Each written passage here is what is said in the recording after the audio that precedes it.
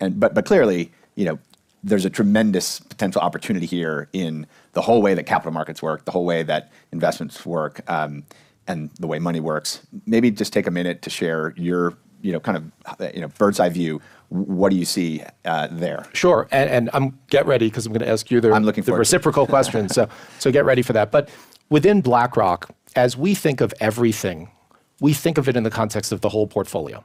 So to us, it's not like a standalone thing.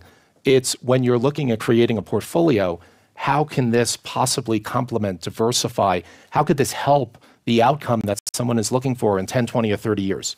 So we think about everything through the lens of the whole portfolio. We have been carefully watching, learning, trying to understand everything that's been going on for, 5 years, 10 years, whatever the amount of time has been. But we've been consciously choosing to have a strategy, but not yet implement the strategy.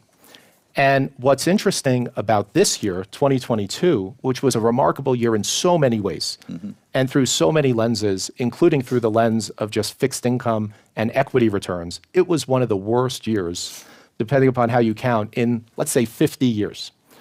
But interestingly, it was the year that we chose at BlackRock to actually start implementing our digital asset strategy, the strategy that we had written over the past couple of years and chose to sort of like put in a pile and say, one day we will do this, but today is not the day, because we wanted to see certain things happen. And what's interesting is one of the things that we were carefully observing is where we are with regard to regulation. And when Ukraine-Russia happened, which obviously is a terrible tragedy, an incredible event for the world, but importantly, it also has a lot to do with digital assets in terms of it was an unprecedented sanctions regime. And clearly the concept of understanding how to manage money, the SWIFT payment network, all of those items wound up being front of mind across the whole discussion. And what we observed is as that was happening, it would have been a prime time for governments to choose to really lock down on digital assets. And if anything, it seemed to be catalytic towards governments looking to regulate and have smart regulation associated with digital assets. And that really got us excited about the resilience and persistence of this as an asset class. And as we thought about our strategy, we as a company, we've launched a Bitcoin trust. We as a company have done a variety of things with regard to a relationship that we have with Coinbase and how we've taken our Aladdin platform and connected it with the Coinbase platform. Obviously, our relationship with Circle. One of the things I would observe is obviously a lot of energy among this audience is thought of, a lot of brain cells go into thinking about digital assets and USDC. But in reality, cash and how cash moves around, even for an organization like BlackRock in the institutional land, there's great inefficiencies. There's great inefficiencies even in today's world. You wouldn't think in 2023 there were great inefficiencies, but we see incredible opportunity for something like Circle, USDC, and those use cases to actually attack those inefficiencies. We see opportunities for different blockchain technologies to help with regard to some of the operating inefficiencies we have within our ecosystem. And importantly, as we look forward, we think there's a lot of opportunity for tokenization broadly in the capital markets. And there are great opportunities where there are things that take days that shouldn't take days. There are great opportunities, in my opinion, a lot of the world runs on legacy infrastructure. And everyone talks about, this concept of, can you believe that? Changing legacy infrastructure is really hard. And the reality is at some point it needs to happen. And I think with regard to tokenization in particular, as this legacy infrastructure ultimately needs to be replaced, it shouldn't be replaced like for like. It should be replaced in certain circumstances with new operating models. So what do you think?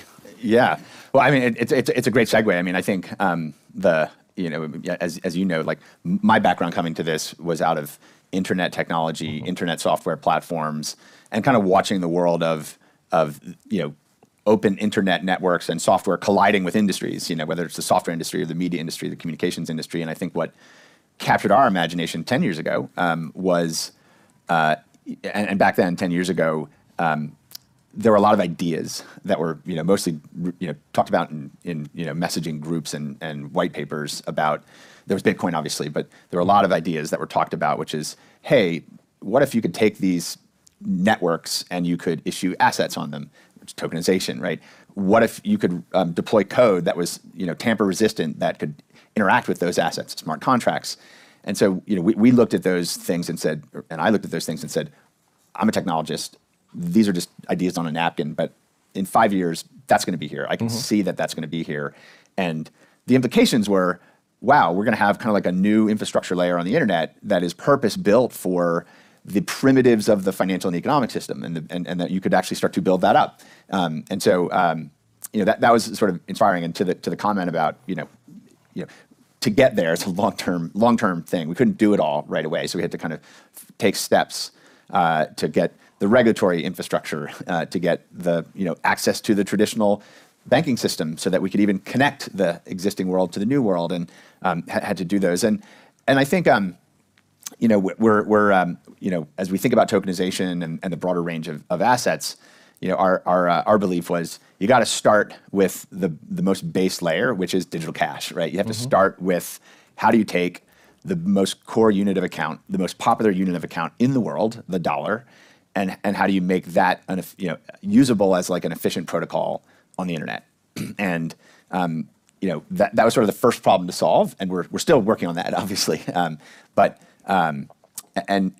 think as we launched USDC 5 years ago, so it's our 5th anniversary of USDC, it was like very early in the kind of blockchain, programmable smart contracts, and there were big ideas in 2018 about tokenization, but it was one of those things that certainly regulators weren't ready, and the technology was just so not mature. Yep. But again, we could see, okay, if we can get this protocol going and you can get developers building with this, that will create flywheels. And that certainly did, and catalysts in the market in 2020, 2021. And now here we are, kind of connecting the dots here to the discussion with you, which is there's now a very good understanding of the benefits of a shared ledger or a blockchain. There's a good understanding of the power of these kind of tamper-resistant financial contracts deployed in code, and there's now an acceptance that digital dollars that are well regulated, that are sort of backed in the way that we operate USDC is like, wow, okay, this is a digital cash that can interact with contracts that can now represent funds or that can represent other types of assets. And so we're right, in my view, we're right on the precipice of real world assets is a phrase that a lot of people like to use. USDC is a real world asset, right? It's a token backed